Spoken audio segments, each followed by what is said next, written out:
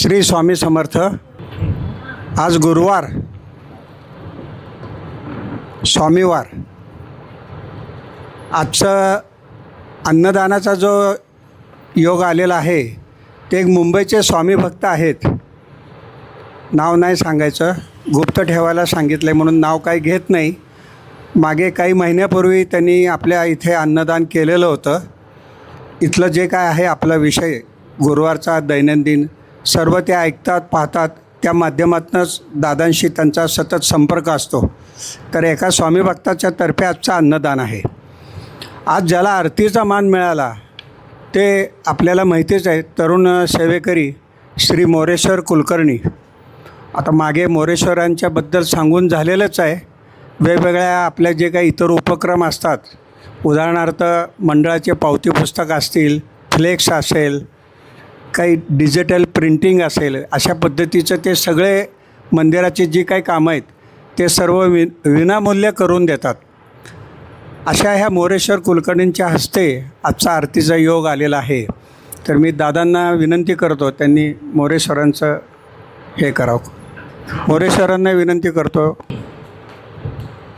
श्री स्वामी समर्थ महाराज की जय. श्री स्वामी समर्थ. तसेच आपल्याला माहीतच आहे, गेले कित्येक महिने माझी धाकटी बहीण धरित्री जोशी हिच्यातर्फे आपल्या येथील गरजू सेवेकऱ्याला आर्थिक मदत दिली जाते. तर ह्या महिन्याचा जो काय मदत आहे ती माझ्याकडे आलेली आहे. चिन्मय कुलकर्णी आपला जो सेवेकरी आहे, तरुण सेवेकरी चिन्मय कुलकर्णीला मी इकडे बोलवतो. सावकाश आहे. आणि दादांना विनंती करतो त्यांनी ही मदत चिन्मय कुलकर्णी याला द्यावी. श्री स्वामी समर्थ महाराज की जय. श्री स्वामी महाराज की जय. समोर बघून म्हण जोरात. श्री स्वामी महाराज की जय. जय जय श्री स्वामी समर्थ. जय जय मी समर्थ. बस आईला दे. हां आईला दे. आता आपल्या मंडळातील महिला सेवेकरी सौ रागिणीताई आणि सौ विनीता वहिनी या दोघींना मी इकडे आमंत्रित करतो. त्यांनी आपली गायन सेवा सादर करावी. माय माझी माय माझी माय, स्वामी राज माझी माय, स्वामी समर्थ माय माझी, स्वामी समर्थ माय, स्वामी समर्थ माय माझी, स्वामी समर्थ माय. सद्गुरु आहे पाठी राखा, सद्गुरु आहे पाठी राखा, वंदू त्याचे पाय, वंदू त्याचे पाय पाय. माय माझी माय माझी माय, स्वामी राज माझी माय, माय माझी माय माझी माय, स्वामी राज माझी माय.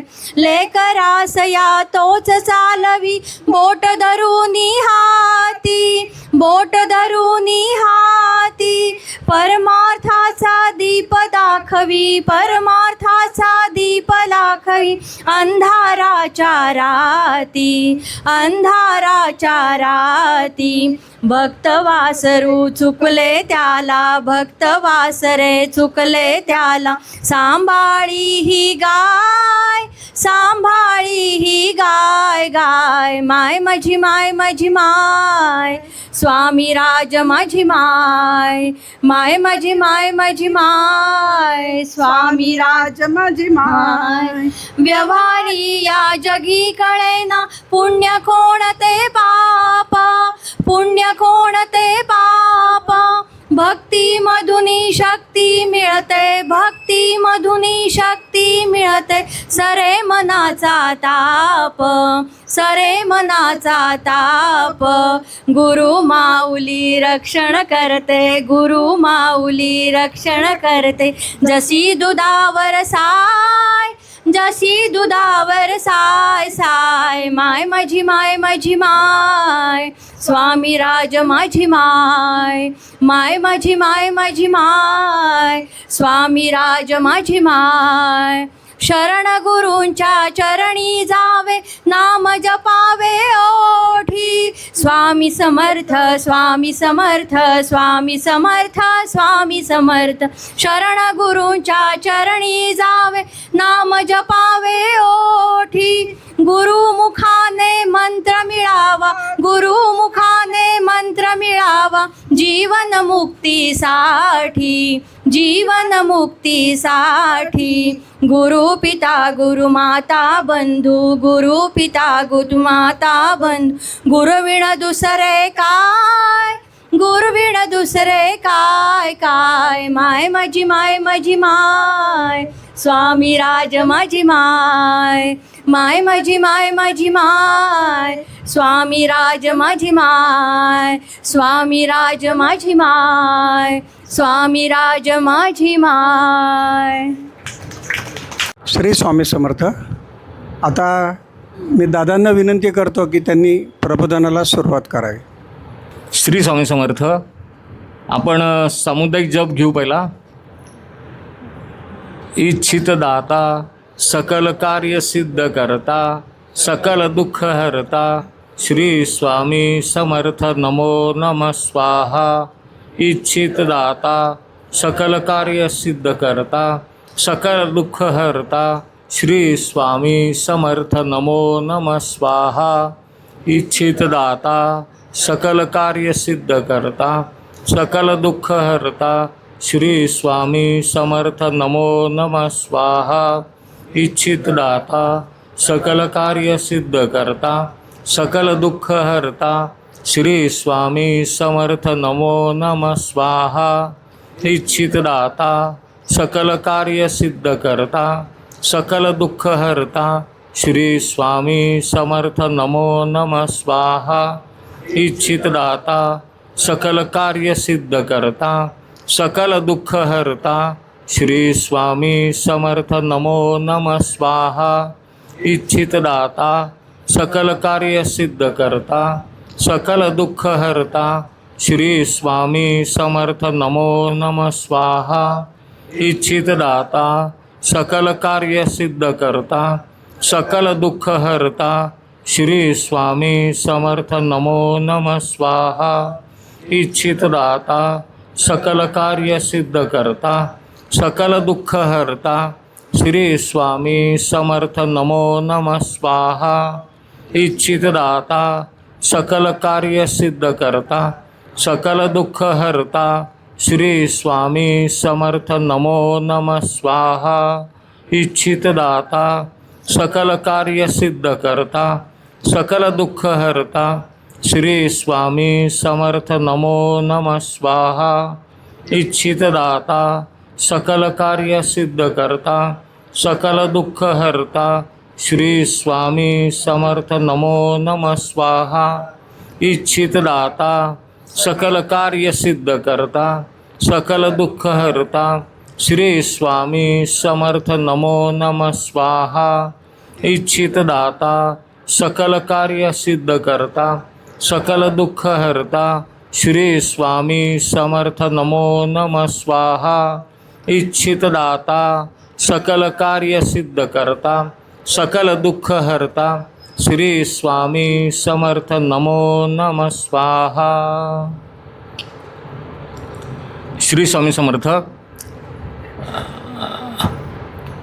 बऱ्याचशा मंदिरातनं आपण बघतो की मोठमोठे सण असले की समजा प्रगट दिन असेल किंवा गुरुपौर्णिमा असेल, स्वामी पुण्यतिथी असेल, दत्त जयंती असेल तर 3-3, 4-4 दिवस काही काही ठिकाणी सप्ताह सुरू असतो. आज मला वाटतं आपल्याला अशी संधी मिळालेली की गुरुपौर्णिमा हा कार्यक्रम, हा सोहळा 2 टप्प्यात साजरा व्हावा. काल आपण मोठ्या धूमधडाक्यात मोठ्या संख्येने गोगटे प्रशाला इथं आपण कार्यक्रम केला. फक्त काल असं की थोडंसं आपल्याला वेळेची मर्यादा पाळावी लागली. शाळेमधला कार्यक्रम होता, शाळेतलं सभागृह घेतलेलं होतं, त्याच्यामुळे थोडासा कार्यक्रम आपण काल निम्मा झाला असं म्हणू. आज परत संधी मिळाली. मला असं वाटतं की 2024 साली, बहुतेक 21 का 24 साली आपण 4 दिवसांचा एक कार्यक्रम मंदिराचा केला होता. मंदिराला रौप्य महोत्सव झाला त्यावेळेला 4 दिवस कार्यक्रम केला होता. तर आज तशी संधी की परत लागोपाठ 2 दिवस आपल्याला इथे असं सेवा करायची किंवा स्वामींची आरती लागोपाठ 2 दिवस तिथे मंदिरामध्ये होती. प्रबोधन होतं आहे, पालखी सोहळा होतो आहे. कालचा कार्यक्रम गुरुपौर्णिमा आणि गुरु आणि आपण जे इथून मंदिरातून जे कार्य करतो त्या संदर्भात सुरू होता कार्यक्रम. कोकणातली काही लोक स्वामी भक्त मंडळी आली, त्यांचा गायनाचा कार्यक्रम झाला आणि मग शाळेची वेळ जी आपल्याला त्यांनी दिली होती ती वेळ संपत आली म्हणून आपण कार्यक्रम थांबवला होता. उर्वरित कार्यक्रम आज पुढं सुरू झाला आहे असं आपण समजू. म्हणजे कालचा डाव जसा आपण क्रिकेटच्या सामन्यामध्ये बघतो की काल जिथं खेळ थांबला दुसऱ्या दिवशी तिथं परत सुरू होतो. आजचा कार्यक्रम सुरू करताना मला एक महत्त्वाची घोषणा करायची किंवा निवेदन करायचं आहे. कालच्या ज्या आपण शाखा ज्या सांगितल्या, पंढरपूर झालं, शिवापूर झालं, खडकी झालं, राणेची वाडी, दापोली, बिरजोली ह्या ज्या काही शाखा सांगितल्या त्याच्यामध्ये मला पुढं आणखीन सांगायचं होतं की एक हे सगळे महाराष्ट्रात झालं आणि महाराष्ट्राच्या बाहेर जमखंडी की जिथं मराठी भाषा कमी बोलली जाते अशा गावामध्ये जमखंडी गावात शाखा सुरू झाली आपली. आता जवळ 1.5 वर्ष कन्नड तिथे भाषिक जास्ती आहेत पण तिथल्या ज्या केंद्र प्रमुख आहेत सौ बनुताई जोशी त्यांनी शाखा सुरू करताना सुरुवातीलाच असं केलं की आपल्या ज्या आरत्या आहेत आपण ज्या मराठीमध्ये आरत्या म्हणतो तर त्यांना आपण प्रत्येक केंद्राला अशी मुभा दिलेली आहे की तुम्ही तुमच्या आरत्या तुम्ही तुमच्या पद्धतीने करा. तर त्यांनाही सांगितलं की तुम्ही समजा कन्नडमध्ये म्हणत असाल तर कन्नडमध्ये म्हणल्या तरी चालतील. तर त्यांनी सांगितलं की नाही, ज्या तुम्ही इथं दशा करता त्याच आरत्या आम्ही तिथे मराठीमध्ये करू. फक्त त्यांनी कन्नडमध्ये उतरून घेतल्या. कन्नडमध्ये आरत्या उतरून म्हणताना त्या सुख करता दुःख करता हीच आरती म्हणतात. फक्त त्यांच्याकडं लिखाण जे आहे ते कन्नडमध्ये. आणि आज जवळजवळ 1.5 वर्षांनी 2.25 वर्षांनी जेव्हा बघितलं की जवळपास तिथे 200 लोक 200 स्वामी भक्त दर गुरुवारी उपस्थित असतात. 1 ते 1.5 वर्षामध्ये त्यांची एवढी झालेली प्रगती येते. आणि खास त्यांच्याकरता आपल्याकडं आपल्या समोर उभे आहेत जे दर गुरुवारी ह्या संपूर्ण कार्यक्रमाचं प्रक्षेपण यूट्यूबवरती करत असतात. श्री समीर काटोटे आणि सौ सिद्धी काटोटे. जेव्हा स्वामीचरित्र पारायण आपल्या इथे सुरू असतं जेव्हा ते बघतात, आपण काही भक्तांना सेवा पण देतो, ह्या चरित्राचं तुम्ही पारायण करा. एक दिवस त्यांनी असं बघितलं की ही पोथी मराठीमध्ये आहे आणि आपली सगळी केंद्र मराठी आहेत तिथं चालू शकेल, पण जमखंडीला ही पोथी चालू शकेल का? जमखंडीमध्ये थोडीशी भाषेची अडचण येईल आणि इतकी मोठी इतकी प्रासादिक पोथी भक्तांच्या उपयोगी पडणारी, भक्तांची कामं करून देणारी, याचं पारायण जर का आपण केलं संकल्प करून तर आपलं काम 100% होतं. मग हा फायदा जमखंडीच्या आपल्या भक्तांना का देऊ नये आपण? आणि हा विचार मनातमध्ये येताना त्यांनी मंदिरातनं आपल्या पोथी घेऊन गेले आणि अक्षरशः काही दिवसातच त्या पोथीचं संपूर्ण कन्नडमध्ये भाषांतर करून ते त्यांनी लिहून काढलं स्वतः. आणि त्या पोथीमध्ये जसे प्रसंग आहेत तशा प्रसंगाची चित्र समीरनी त्या पोथीमध्ये काढली. आणि नुकतंच आपण म्हणण्यापेक्षा परत त्या दाम्पत्यानेच ती पोथी छापून घेतलेली आहे, त्याच्या प्रती तयार केल्या. 100 प्रती त्यांनी छापून घेतलेल्या आहेत स्वखर्चानी.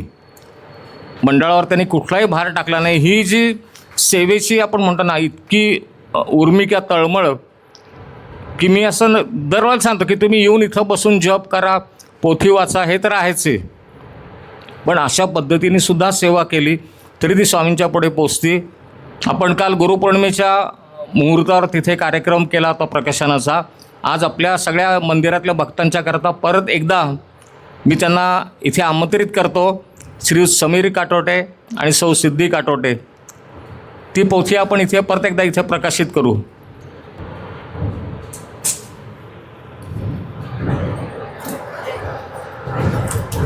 श्री स्वामी समर्थ महाराज की जय. समर्थ जय जय स्वामी समर्थ. सद्गुरु स्वामी समर्थ जय जय स्वामी समर्थ. महाराज श्री स्वामी समर्थ जय जय स्वामी समर्थ. सद्गुरु स्वामी समर्थ जय जय स्वामी समर्थ. महाराज श्री स्वामी समर्थ जय जय स्वामी समर्थ. सद्गुरु स्वामी समर्थ जय जय स्वामी समर्थ. महाराज श्री स्वामी समर्थ जय जय स्वामी समर्थ. सद्गुरु स्वामी समर्थ जय जय स्वामी समर्थ. महाराज श्री स्वामी समर्थ जय जय स्वामी समर्थ. सद्गुरु स्वामी समर्थ जय जय स्वामी समर्थ. महाराज श्री स्वामी समर्थ जय जय स्वामी समर्थ. सद्गुरु स्वामी समर्थ जय जय स्वामी समर्थ. महाराज श्री स्वामी समर्थ जय जय स्वामी समर्थ. सद्गुरु स्वामी समर्थ जय जय स्वामी समर्थ. महाराज श्री स्वामी समर्थ जय जय स्वामी समर्थ. सद्गुरु स्वामी समर्थ जय जय स्वामी समर्थ. महाराज श्री स्वामी समर्थ जय जय स्वामी समर्थ. सद्गुरु स्वामी समर्थ जय जय स्वामी समर्थ. श्री स्वामी समर्थ. श्री स्वामी समर्थ चरित्र सारामृत हा जो ग्रंथ आहे, पुस्तक आहे, त्याचं ज्यांनी कानडीमध्ये ट्रान्सलेशन केलं त्या सिद्धी काटोटे यांना मी विनंती करतो, त्यांनी 2 शब्द बोलावेत, मराठीत बोलावे. श्री स्वामी समर्थ. श्री स्वामी समर्थ. नमस्कार सगळ्यांना.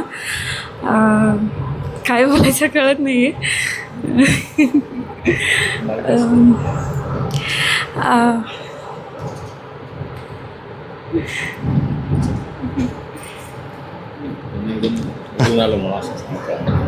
श्री स्वामी समर्थ. ह्याच्यामध्ये सांगायचं झालं की आम्हाला ही खूप मोठी गोष्ट होती की ही पोथीचं जेव्हा अनुवाद करायचा झाला, लिहिली नाही आहे आम्ही, फक्त अनुवाद केला आहे. तर आणि ह्याच्यामध्ये सगळ्यात मोठं काम म्हणजे दादांनी केलेलं आहे. कारण प्रत्येक वेळेला आम्ही रात्री अपरात्री काही बघत नव्हतो, आम्ही दादांना फोन करायचो, मेसेज करायचो आणि दादा प्रत्येक फोन उचलायचे, मेसेजला रिप्लाय करायचे. आणि त्यामध्ये असं प्रातिनिधिक स्वरूपामध्ये म्हणतो ना आपण, ते नाव हिचं आहे पण लिहिलं दादांनी आहे. दादांनी सांगितलं आहे, सगळं केलं आहे. त्यामुळे ह्या पोथीला स्वामींचा आशीर्वाद आधीपासून आहेच, पण आता दादांचा सुद्धा आशीर्वाद आहे. त्यामुळे सर्वांनी ही पोथी नक्की वाचा. श्री स्वामी समर्थ. श्री स्वामी समर्थ महाराज की जय. महिने तिचा हा विषय चालू होता, दादाशी सतत संपर्कात होती. आज तो योग आला. सिद्धी, पुन्हा तुझं आपल्या स्वामी समर्थ परिवारातर्फे अभिनंदन. आता पुढील सूत्र मी पुन्हा दादांच्याकडे देत आहे. ही गुरूंची सेवा आहे, स्वामींची सेवा आहे. आता फक्त जबाबदारी अशी की ह्या पोथ्या योग्य त्या मुहूर्तावरती परत जमखंडीपर्यंत पोच करायच्या आहेत. जमखंडीला जायचा विचार आहे. जमलं, शेवटी करता महाराजच आहेत. त्यांनी जर का मनात आणलं तर ते आम्हाला नक्कीच तिथे घेऊन जातील आणि परत तिथे पण असा एक मोठा सोहळा करता येईल.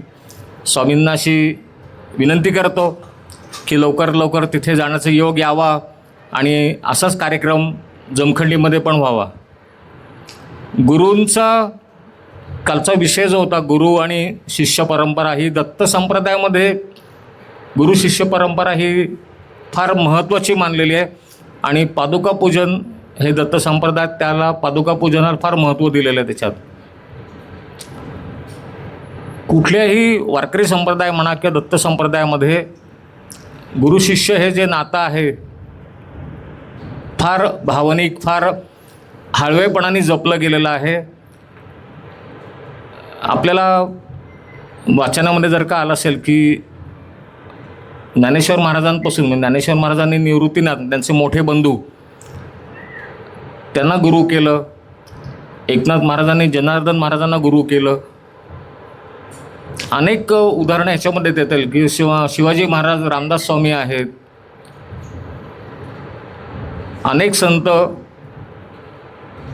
अनेक आध्यात्मिक साधक आपण म्हणू. अध्यात्मामध्ये गुरु होणं फार महत्त्वाचं आहे.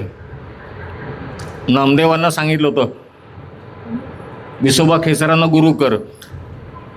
हा सगळ्या जर का बघितलं की महाराजच असे आहेत की तेच सगळ्यांचे गुरु आहेत. आपण ज्यांच्या सेवेमध्ये आत्ता आहोत, स्वामी समर्थ महाराजच सगळ्यांचे गुरु आहेत. त्यांनीच अनेक शिष्य स्वतः तयार करून त्यांना त्यांच्या त्यांच्या जागी योग्य ती नेमणूक करून दिलेली आहे. तसं बघितलं तर भगवान रामचंद्र किंवा भगवान श्रीकृष्णसुद्धा देवच, पण त्यांनाही गुरु करायला लागले. मग अशाला स्वामींची आपल्याला महती किंवा स्वामींचं महत्त्व किंवा महाराज कोण हे आपल्याला पटतं की हे सगळ्यांच्या गुरूंचे गुरु जे आहेत सद्गुरू, आणि त्यांच्या आपण सेवेमध्ये आहोत. ही खरोखरीच भाग्याची गोष्ट आहे. इतकी मोठी संधी आपल्याला ह्या जीवनामध्ये मिळते, कारण अनेक जन्म पुण्याचा संचय केल्यानंतर श्री स्वामी समर्थ हे नाव आपल्या तोंडी येतं.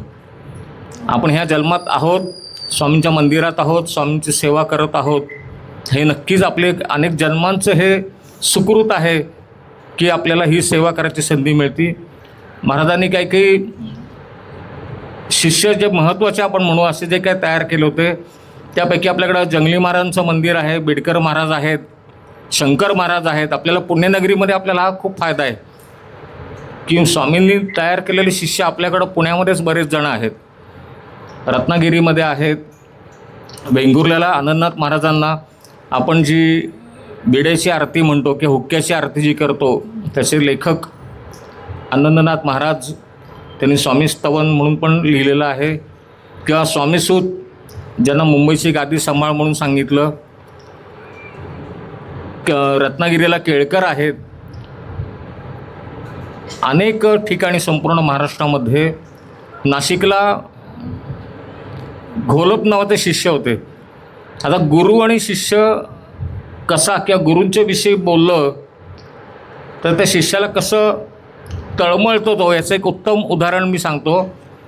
बाबा घोलप नाशिकला होते, ते स्वामींच्या सेवेमध्ये होते. अक्कलकोटला नियमितपणे जाणारे आणि त्यांच्याबरोबर त्यांचे मित्र, त्यांचे सहकारी दरवर्षी म्हणा किंवा दर महिन्याला 2 महिन्याला जे काय असेल अक्कलकोट वारी करणारी ती लोकं, सगळी भक्त मंडळी. एक दिवस काय होतं, नाशिकमध्ये जसं आपण आता कुंभमेळा जसं म्हणतो त्या पद्धतीने काहीतरी भरलेलं असतं मोठं. अनेक अध्यात्मामधली उच्च अधिकारी सगळे व्यक्ती आलेले असतात, साधू संत असतात. त्याच्यामध्ये तो सगळा मेळावा संपल्यानंतर एक त्यातला साधू नाशिकमध्येच राहतो. आता त्याच्याकडं अशी एक किमया असती की तो लोखंडाचं सोनं बनवायचा किंवा कुठलाही धातू त्याच्याकडं द्या, त्या धातूचं तो सोनं बनवून दाखवायचा. त्याला हळूहळू किमयेगार असं नाव पडतं त्या साधूला.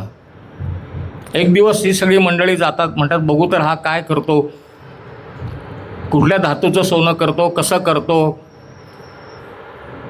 आपण पूर्वीचं जर का कलईवाले बघितले असतील ना, कलई लावणारा जो मनुष्य असतो तो त्या जमिनीमध्ये थोडासा छोटासा खड्डा खणतो, कोळसे भरतो आणि त्याचं ते एक हवेचं मशीन यंत्र असतं, ते त्याच्यावर बसलेलं असतं, तो ते फिरवायचा आणि त्या भांड्यांना गरम करून ती कलई लावून द्यायचं आपल्याला. त्या पद्धतीने त्या साधूच्या त्या कुटीमध्ये किंवा झोपडीमध्ये त्या प्रकारे तो खड्डा केलेला असतो, कोळसे भरलेले असतात, निखारे असतात. त्याच्याकडं जो कोणी जाईल, समजा आपण त्याला पितळी एखादं भांडं दिलं तर तो त्या ठराविक मंत्र म्हणायचा, ते भांडं त्या भट्टीमध्ये टाकायचा, ते येताना सोन्याचं होऊन बाहेर यायचं. ते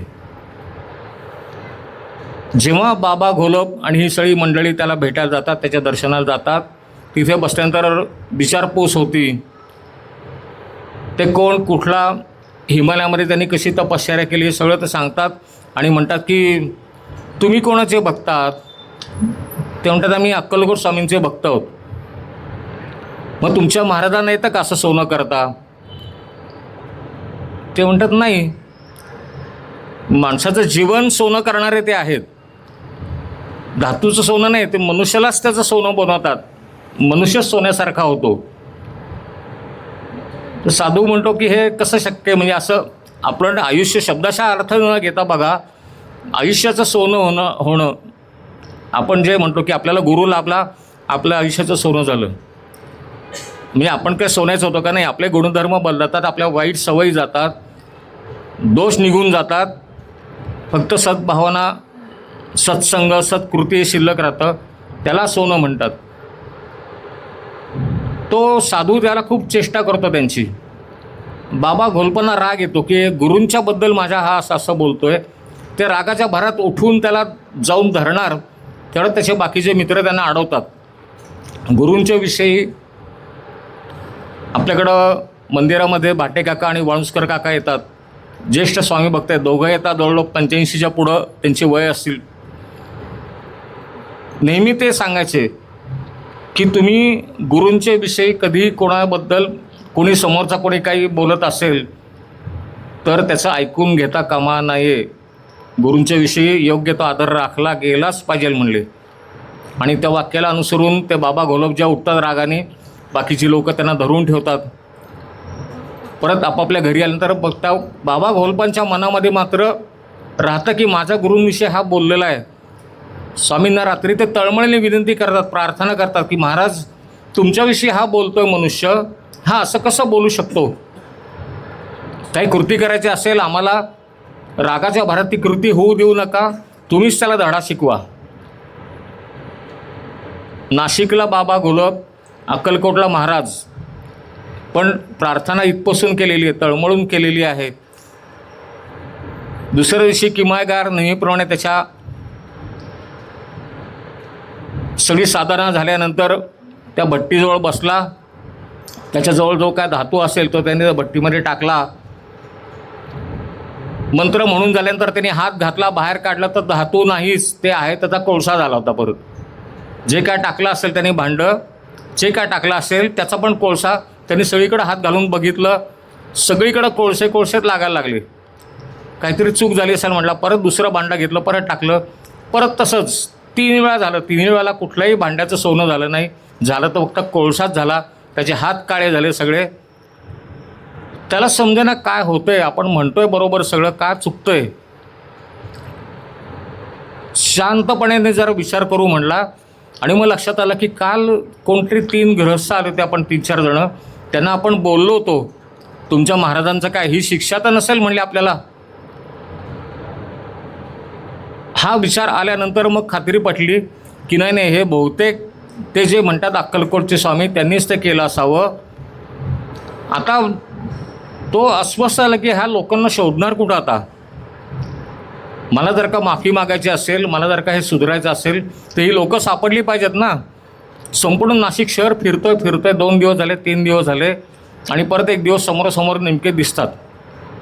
त्याबरोबर तर साधू त्या बाबा घोलपांना अक्षरशः पाय पडतो, त्यांचे हात धरतो, म्हणतो तुम्ही कोणत्या महाराजांच्याबद्दल तुम्ही बोलत होतात? ते म्हणतात की अक्कलकोटचे स्वामी समर्थ महाराज. नाही, मला आत्ताच्या आत्ता घेऊन चला. ते म्हणतात का? मग तो सगळं सांगतो की असं असं झालं. तुम्ही गेल्यानंतर दुसऱ्या दिवशी बसून 1 ग्रॅमसुद्धा सोनं तयार झालं नाही. त्या भट्टीमध्ये जे काय टाकलं त्याचा कोळसाच झाला. हे ऐकल्याबरोबर बाबा घोलपांच्या डोळ्यातनं अश्रूंच्या धारा व्हायला लागतात की आपला गुरु कसं माझं रक्षण केलं त्यांनी आणि माझी विनंती कशी मान्य केली. त्याला धडा शिकवला ठीक आहे, पण मी इथं आहे आणि महाराज अक्कलकोटला आहेत. पण आता ही संधी आहे आपल्याला जायची. म्हणते चला. दुसऱ्या दिवशी सगळे जण निघतात, अक्कलकोटला येतात. वडाखाली महाराज बसलेले आहेत. संपूर्ण त्या काळातला परिसर, आजूबाजूला सगळी झाडं वगैरे आहेत, मोकळा परिसर होता त्या काळी. महाराजांच्या समोर गेल्यानंतर महाराज कडाडले एकदम त्या साधूवरती. मग ते काय भिडबाट ठेवत नाहीत. एकदम महाराज चिडले की काय भिडबाट ठेवत नाहीत. शिव्या घालायला सुरुवात केली आणि म्हणले तू जादू करतो का? तुला लोखंडाचं सोनं करतो का? म्हणले किती लोखंडाचं सोनं करतो दिवसभरात? 1 भांडं 2 भांडं. समोर बघ म्हणले काय दिसतंय? समोर बघ म्हणल्यानंतर त्यांनी बघितलं महाराजांच्या उजव्या हाताला एक मोठं पिंपळाचं झाड होतं. संपूर्ण झाड सोन्याचं झालं आणि त्या झाडाच्या पानातनं सोन्याचे थेंब खाली टपकत होते, खाली मातीमध्ये. त्या तू जे केलं म्हणलं आयुष्यभरात तू केलं नसशील, एका सेकंदात महाराजांनी त्याला करून दाखवलं होते. ते बघताना तो साधू काय किंवा बाबा घोलप काय सगळे इतके भावनाविशेष झाले की नाही. साधू तर अक्षरशः स्वामींच्या तिथं पायावर जाऊन त्यांनी लोळण घेतली आणि काहीही केलं तरी मी आता तुमचे चरण सोडणार नाही, मला तुम्ही क्षमा करा. जेव्हा क्षमा हा शब्द येतो तेव्हा गुरूंनी पण क्षमा केली पाहिजे. महाराज कधीच असं कधी कोणाला त्यांनी अडून बसले नाहीत की ज्या समोरच्याने आडमोठेपणा केला त्याला टाळ्यावर आणलं, त्यांनी माफी मागितली की महाराज त्याला लगेच क्षमा करायचे. हे आईचं हृदय म्हणून माऊली स्वामी माऊली जे म्हणतात त्यांना. आणि मग जसं झाड होतं परत पहिल्यासारखं झालं, किमाय कराल त्या माफ केलं. बाबा घोलपांची जी प्रार्थना किंवा त्यांचा जो शब्द होता की ह्याला काहीतरी तुम्ही धडा शिकवा, बरोबर महाराज तिथे त्याला गुरु म्हणून ते उभे राहिले त्यांच्या पाठीशी. गुरु हा शब्दच असा आहे की आपल्या भक्तांच्या रक्षणाकरता सदैव त्यांना चांगल्या मार्गावर नेण्याकरता तो पुढं असतो. आणि भगवंत आणि साधक यांच्यामधला आपण म्हणू असा दुवा हा गुरु.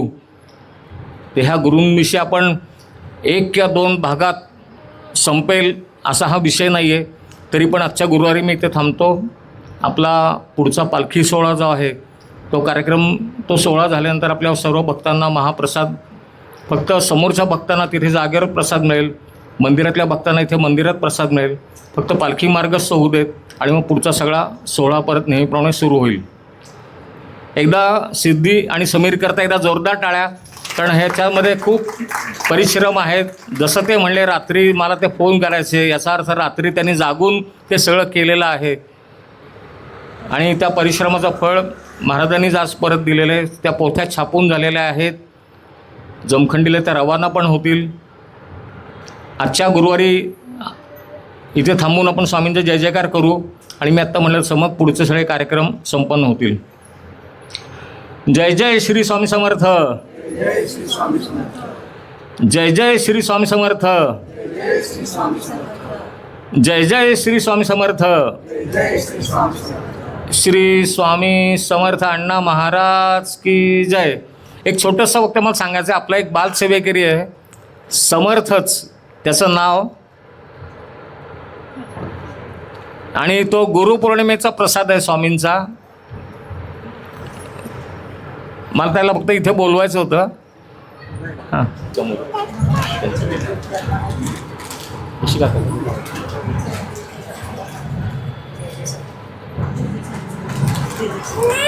तिकडे आबाकडे बघ.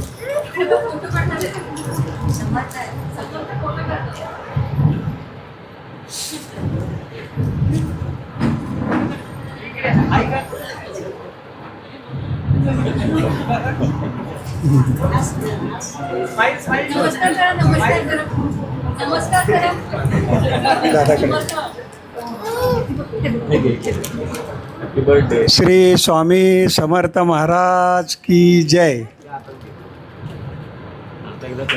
जय जय श्री स्वामी समर्थ. हां त्याला जय जय श्री स्वामी समर्थ.